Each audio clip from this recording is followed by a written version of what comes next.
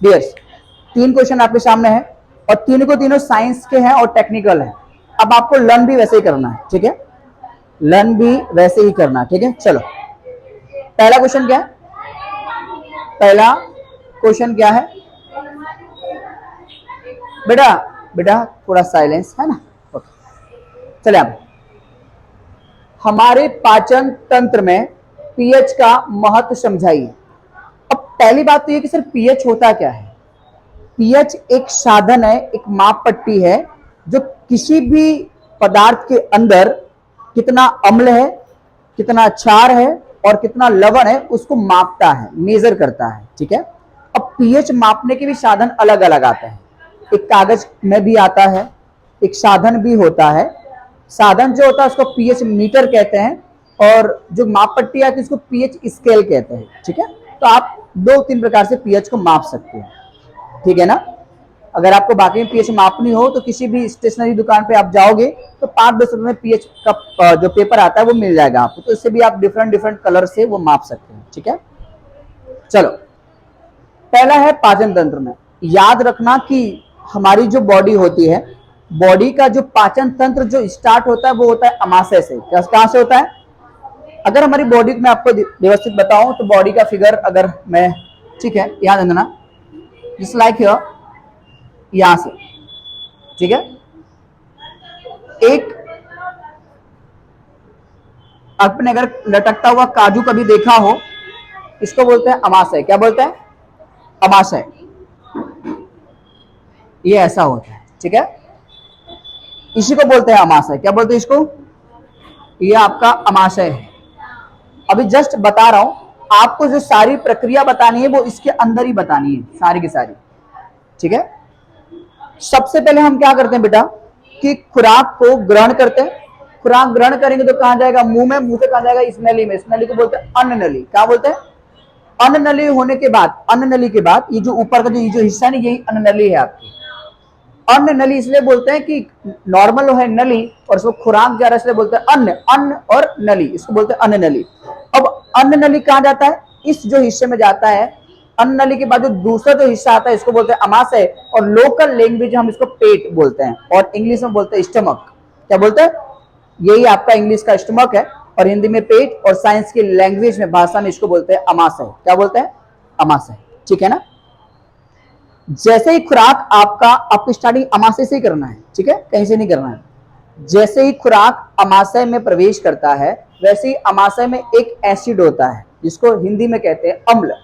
वो अम्ल का नाम है HCl। कौन सा होता है?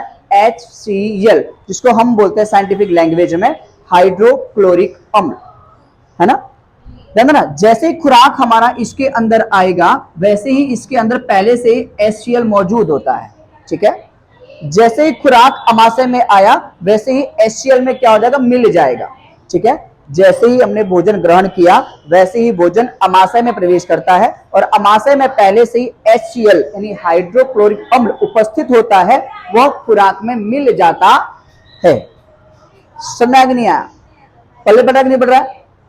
अब होता क्या है, ये जो अम्ल इसमें मिला ना खुराक में, इस अम्ल की पीएच कितनी होती है? इस अम्ल की जो पीएच होती है वो 1 से 3 के बीच होती है। कितनी होती है?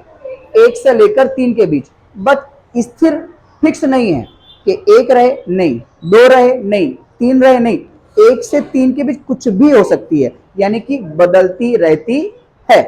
आपको बोलना है कि सर जैसे खुराक अन्न नली में से जैसे हम खुराक ग्रहण करते हैं वैसे ही खुराक अमाशय में आता है। अमाशय में पहले से ही HCl अम्ल उपस्थित रहता है जो कि खुराक में मिल जाता है, ठीक है, खुराक में मिल गया। अब आपको बताना है कि इस HCl अम्ल की जो पीएच की जो माप है वो 1 से 3 के बीच बदलती रहती है। समझ नहीं आया? अब जो 1 से 3 जो पीएच की जो माप होती है ना बेटा, ये बहुत कम होती है। कैसी होती है? बहुत कम। तो आपको लिखना है कि पीएच के इतने कम मूल्य पर पीएच के जो वैल्यू है वो 1 से 3 के बीच बदलती रहती है और पीएच का जो माप है 1 से 3 बहुत ही कम है, बहुत ही कम है। इसलिए खुराक का पाचन अच्छे से हो सके इसलिए एक और आ जाता है अम्ल मदद करने के लिए, उसका नाम है पेप्सिन। क्या नाम है? आप थम्स अप कोला पीते हो ना, उसका दूसरा नाम पेप्सी भी है, ठीक है ना। तो आप पेप्सी से भी याद रख सकते हो कि पेप्सिन, पेप्सिन नामक उत्सेचक एक्टिव हो जाता है, यानी उत्पन्न हो जाता है। जैसे जस्ट लाइक कोई एक व्यक्ति वर्क करता हो, काम करता हो, अगर उससे काम नहीं हो पाता है तो दूसरा मदद करने के लिए आ जाता है, चल भैया मैं भी करवा देता हूँ, है ना। तो वैसे ही जो HCl है ना, ये क्या होता है, कम पड़ जाता है खाने को पचाने में, इसलिए उसका दोस्त पेप्सिन आ जाता है कि ला भैया बाकी का आधा काम मैं कर लेता हूँ, ठीक है। तो जो पेप्सिन जो आया ना, वो क्यों आया, क्योंकि HCl की जो पीएच की वैल्यू वो कितनी कम है, पीएच की वैल्यू कम होने से पीएच के इतने कम मूल्य पर अमाशय में पेप्सिन नामक उत्सेचक प्रवाहित होने लगता है, यानी बहने लगता है। अभी आया, अब आ गया, अब क्या करेगा, तो ये खुराक में रहे प्रोटीन का पाचन करता है। समझ गए आप, खुराक में रहे प्रोटीन का पाचन करता है। यहां तक क्लियर है, सब कुछ समझ में आ गया। यहां तक पल्ले बढ़ा नहीं बढ़ा, एक बार फटाफट रिकैप करते हैं, ठीक है। देखो सबसे पहले लिखना कि जब हम खुराक को ग्रहण करते हैं तो खुराक अमाशय में जाता है, अमाशय में पहले से ही HCl नामक अम्ल उपस्थित रहता है, वो खुराक में मिल जाता है, ठीक है। इस अम्ल की जो पीएच का जो माप है वो 1 से 3 के बीच बदलता रहता है। लेकिन सर जो 1 से 3 के बीच जो पीएच की वैल्यू है बहुत ही कम है, इतने कम माप पर वो खाने को अच्छे से पचा नहीं सकता, इसलिए उसकी मदद करने के लिए पेप्सिन नामक उत्सेचक यानी उसका दोस्त आ जाता है, यानी उसमें प्रवाहित होने लगता है, बहने लगता है। अब वो करता क्या कि वो पर्टिकुलर खुराक में रही प्रोटीन का पाचन करता है। यहां तक कंप्लीट है। अब होता क्या है कभी कभी कि कभी कभी हम शादियों में चले जाएं तो वहां खाना स्वादिष्ट देखकर हम बहुत आवश्यकता ज्यादा खा लेते हैं, जरूर से ज्यादा, ठीक है। और कभी कभी क्या होता है कि आप लोग मांस हो गया, मछली हो गया, अंडा हो गया, ये सब खाते हैं। तो ये सब क्या होता है, नॉर्मल जो फूड होता है, जो खुराक होता है, उससे काफी हैवी होता है। तो अब जो HCl था, जो पेप्सिन था, अब इसको सरलता से पचा पाते नहीं है। जब काम बढ़ जाए, ध्यान सुनना, जब काम बढ़ जाए तो हम क्या करते हैं, मजदूरों को बढ़ाते हैं। क्या बढ़ाते हैं, मजदूर, भाई काम ज्यादा आ रहा है, मजदूरों को बढ़ाओ। तो यहाँ पे क्या होता है, पहले जो HCl होता है ना, HCl जब आप नॉर्मल खाना खाते हो तो HCl पचा देता है, डाइजेस्ट कर देता है। लेकिन अब जब आप बहुत हार्ड, बहुत कठोर खाना जब आप खाते हो तो HCl पचा नहीं पाता है। तो उस समय होता है क्या है, उस समय जो HCl है ना, मजदूरों की मात्रा बढ़ जाती है। यानी कि पहले HCl जो कम प्रवाहित हो रहा था, कम निकल रहा था, अब वो ज्यादा मात्रा में निकलेगा। आपके स्टमक में, आपके पेट में, आपके अमाशय में जो HCl है इसकी मात्रा बढ़ जाएगी। क्या हो जाएगी, मात्रा बढ़ जाएगी, किसकी, HCl की। क्योंकि आप जो खुराक खा रहे हो वो इजी नहीं है, वो काफी हार्ड है। अब उसको पचाने के लिए जो HCl पहले जिस मात्रा में बह रहा था, अब उसकी क्वांटिटी बढ़ जाएगी, मात्रा बढ़ जाएगी। अच्छा, आपको पता है कि HCl वाकई में है क्या, अम्ल है कि क्षार है, अम्ल का मतलब क्या होता है, एसिड। क्या होता है, एसिड अगर वो है तो एसिड अगर आपकी स्किन पर डाल दिया जाए तो क्या होता है, जल जाएगी। यानी हो सकता है कि आपकी उंगली हाथ से गल भी जाए, है ना, आखिर है तो एसिड ही ना। तो जब कम मात्रा में था तो हमें प्रॉब्लम नहीं हो रही थी, लेकिन यही एसिड जब ज्यादा मात्रा में हो जाएगा तो पेट में क्या होने लगेगी, जलन। क्या होने लगेगी, जलन, क्योंकि एसिड की मात्रा अब आपके पेट में बढ़ चुकी है। यानी HCl की जो मात्रा थी अब आपके स्टमक में, अमाशय में बढ़ चुकी है, जिसके कारण HCl की मात्रा बढ़ने के कारण आपके स्टमक में, यानी अमाशय में जलन होने लगती है, जिसको आप क्या बोलते हो, एसिडिटी। आप क्या बोलने लगते हो कि मम्मी एसिडिटी हो गई मुझे, हाँ या ना, तो वही लिखा हुआ है। लेकिन कभी कभी हम मांस, मछली, अंडे जैसे पदार्थों का भोजन के रूप में लेते हैं जिसका पाचन सरलता से नहीं हो पाता, ठीक है। ऐसे भोजन के पाचन के लिए हम अमाशय में अधिक मात्रा में HCl प्रवाहित होने लगता है, क्योंकि इसका पाचन करना है तो HCl बोलेगा भैया और मात्रा में आओ, ठीक है, जिससे पेट में जलन होने लगती है, जिसे हम एसिडिटी के नाम से जानते हैं।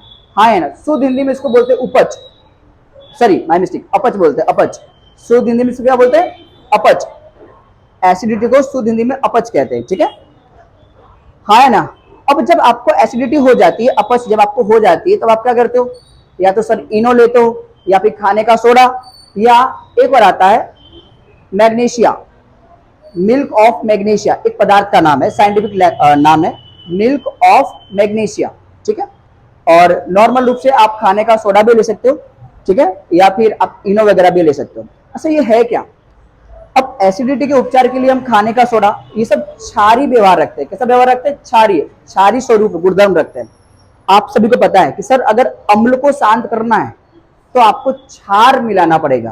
क्यों? क्योंकि आप जानते हो कि अम्ल और क्षार जब भी आपस में मिलते हैं तो लवण और पानी बनाते हैं। क्या बनाते हैं? लवण और पानी। लवण का मतलब नमक होता है और पानी मतलब जो आप लोग नॉर्मल पीते हो। अगर आपके स्टमक में, बॉडी में अगर नमक और पानी की मात्रा बढ़ जाए तो किसी भी प्रकार का नुकसान होता नहीं है। इसलिए कभी भी अगर क्षार की मात्रा बढ़ जाए तो अम्ल उसका उपचार करने आता है, और अगर अम्ल की मात्रा बढ़ जाए तो क्षार को उसके उपचार के लिए लेते हैं। क्योंकि जब भी दोनों आपस में मिलते हैं तो एक दूसरे को शांत कर देते हैं और नया तीसरा पदार्थ बनता है जिसको हम लवण और पानी कहते हैं, जो कि बॉडी के लिए कभी भी नुकसानदायक होता नहीं है। समझा?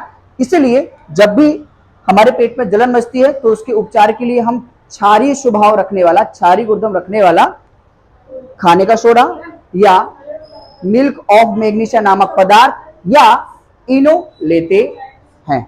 समझा कि नहीं?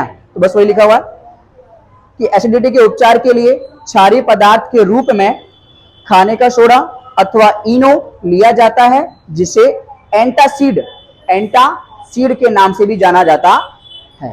समझा कि नहीं? आपकी बुक में एमसीक्यू है कि अपच के उपचार के लिए कौन सा पदार्थ लेना चाहिए, तो उसका आंसर आएगा एंटासिड। क्या आएगा बेटा जी? तो ये क्लियर है पूरा? हाँ या ना? डन है? चलिए